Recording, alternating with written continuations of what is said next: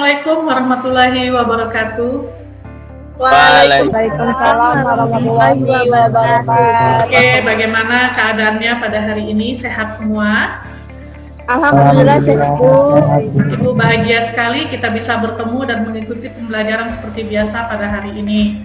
Baiklah,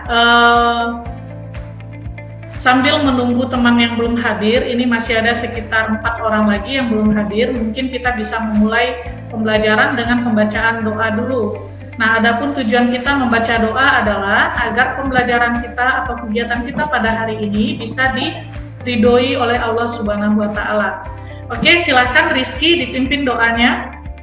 Sebelum kita memulai pembelajaran, marilah kita berdoa menurut agama dan kepercayaannya masing-masing.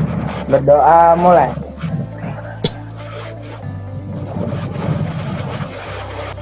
Berdoa selesai. Oke, terima kasih Rizky telah memimpin doa pada kegiatan hari ini. Nah, dengan berdoa, insya Allah semua yang kita kerjakan akan diberkahi dan dilancarkan oleh Allah Subhanahu wa Ta'ala.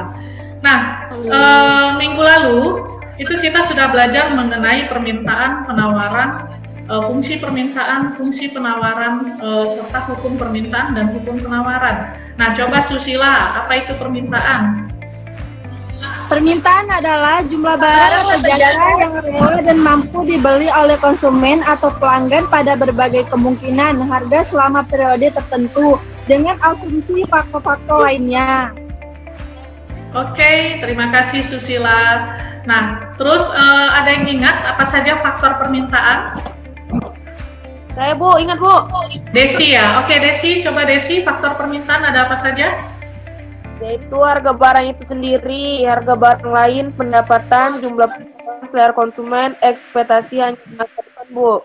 Oke, terima kasih Desi. Baiklah. Nah, pada minggu ini kita akan masuk ke materi yang namanya hitungan. Nah, nanti di sini kita akan membahas tentang fungsi permintaan, fungsi penawaran, serta elastisitas permintaan dan elastisitas penawaran. Nah, kenapa materi itu penting untuk kita pelajari hari ini? Karena nanti dengan mempelajari materi ini kita akan paham ternyata ada beberapa kebutuhan yang memang walaupun harganya naik atau harganya turun, permintaannya akan tetap. Itu contohnya seperti beras ya, mau mahal, mau murah, nah orang tetap akan membeli beras. Nah, terus nanti juga ada dalam kehidupan sehari-hari, bahan bakar minyak. Kalau kita lihat kan, mau semahal apapun harga BBM, kita akan tetap membelinya. Nah, nanti kita akan tahu kenapa bisa seperti itu. Nanti akan ketemu pada pembahasan hari ini. Untuk melanjutkannya, mungkin nanti Ibu akan menayangkan media pembelajaran kita. Jadi nanti anak-anak Ibu silakan perhatikan gimana sih bunyi hukum permintaan dan bunyi hukum penawaran tersebut. Maka pada materi ini kita khusus kepada fungsi permintaan dan fungsi penawaran, dan nanti akan kita lanjutkan dengan yang namanya elastisitas permintaan dan elastisitas penawaran. Nah, di sini KD yang akan kita bahas mengenai terbentuknya keseimbangan pasar dan struktur pasar. Pada pertemuan kedua, itu kita akan menentukan fungsi permintaan dan penawaran serta menganalisis elastisitas permintaan dan penawaran. Nah, mari kita belajar mencari satu fungsi lini umum. Untuk menemukan fungsi, pertama kita cari koordinat titiknya. Nah, yang 10 hasilnya adalah 160 min 2Q.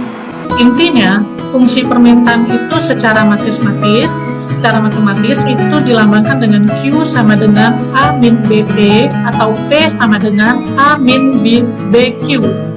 Gradien atau kemiringan Q adalah rumus pertama, kita bisa menggunakan rumus kedua, di mana rumus kedua itu adalah P dikurangi P1 sama dengan Q dikurangi Q1 per P2 dikurang P1 per Q2 dikurang Q1. Ini kita lihat ke contoh soal. Halnya, di sebuah pasar buah, permintaan terhadap buah jeruk sebagai berikut, 10.000. Dan ketika pada saat kondisi B, harga menjadi 5.000, berarti di sana P2 yang 5.000 dan dari delta P per delta Q. Delta itu adalah selisih. Jadi delta P bisa diperoleh dari P2 dikurangi P1, di mana hasilnya min 2000 per delta Q. Delta Q tadi Q2-nya 15.000 dikurangi dengan 10.000, maka jadi hasilnya delta Q adalah 5.000. Mungkin nanti dengan banyak latihan akan menjadi terbiasa sehingga soal yang sulit bisa menjadi mudah. Nah, itu tadi rangkuman materi kita pada hari ini yang sudah Ibu tayangkan melalui media audiovisual yang selanjutnya. Kita lanjut ke tahap berikutnya. Minggu lalu Ibu sudah membagikan bahan diskusi ya yang harus dikerjakan secara itu ada 3 kelompok, A, B, dan C. Hari ini kita harus presentasi. Dari kelompok A, di sini saya akan memberi contoh barang-barang elastis dan barang inelastis. Barang elastis contohnya barang mewah seperti emas, mobil mewah, dan tas mewah. Barang elastis yaitu baju, mobil. Inelastis yaitu beras dan bensin. Oke, terima kasih untuk kelompok C luar. Siapa yang ingin bertanya? Saya, Bu.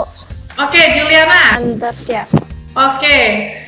Ada yang bisa menjelaskan sebelum Ibu menjelaskan apa itu kebutuhan tersier? Oke, tadi Juliana bertanya kebutuhan tersier itu apa sih dan contohnya apa saja. Nah, siapa yang bisa menjawab? Saya, Bu. Oke, Desi. Coba Desi. Kebutuhan tersier adalah kebutuhan pelengkap, yaitu contohnya alat-alat elektronik. Jadi memang kebutuhan tersier itu adalah kebutuhan untuk materi hari ini itu sudah masuk semua di dalam web daring. Nah, lihat di bagian aja Bu yang akan kami kerjakan. Nanti anak-anak Ibu pertama baca dulu bahan ajarnya, dipahami kembali. Tadi kan sudah Ibu jelaskan. Terus yang kedua, silakan anak-anak Ibu mengisi forum diskusi. Pada forum diskusi ini nanti, ada topik mengenai elastisitas. Jadi tadi sudah dipresentasikan. Nah, di sini nanti harus tetap diupload ke lembar kerja peserta didik. Evaluasi. Nah, soal evaluasi harus dikerjakan dalam hari ini juga. Evaluasi nanti anak-anak Ibu silakan bagian refleksi. Nah, refleksi ini apa? Nanti anak Ibu menceritakan apa sih yang sudah dipahami. Setelah refleksi ada angket siswa mengenai media audio visual. Nah, ini nanti tolong anak Ibu isi. Nah, anak-anak Ibu silakan nanti tolong diisi mengenai angket media audio visualnya. Silakan anak Ibu isi nanti sesuai keadaan yang sebenarnya, ya? Ya, Bu. Oke. Nah, sebelum Ibu mengakhiri pembelajaran kita pada hari ini, siapa yang bisa menyimpulkan untuk materi hari ini apa saja? Permintaan bersifat negatif, Bu. Fungsi penawaran bersifat positif. Kesimpulan ketiga yaitu rumus fungsi permintaan dan penawaran adalah P per P1 kurang P1 per P2 kurang P1 sama dengan Q kurang Q1 per Q2 kurang Q1. Ibu simpulkan secara keseluruhan, kesimpulan kita yang pertama, fungsi permintaan itu bersifat negatif, sementara fungsi penawaran bersifat positif. Ada rumus untuk mencari fungsi permintaan dan fungsi penawaran adalah P dikurang P1 per P2 dikurang P1 sama dengan Q dikurang Q1 per Q2 dikurang Q1. Jangan lupa minggu depan itu kita akan membahas mengenai keseimbangan pasar, baik itu sebelum adanya pajak dan subsidi maupun setelah adanya pajak dan subsidi. Sebelum mengakhiri pembelajaran pada hari ini, marilah kita berdoa kepada pekerjaan masing-masing. Berdoa dimulai.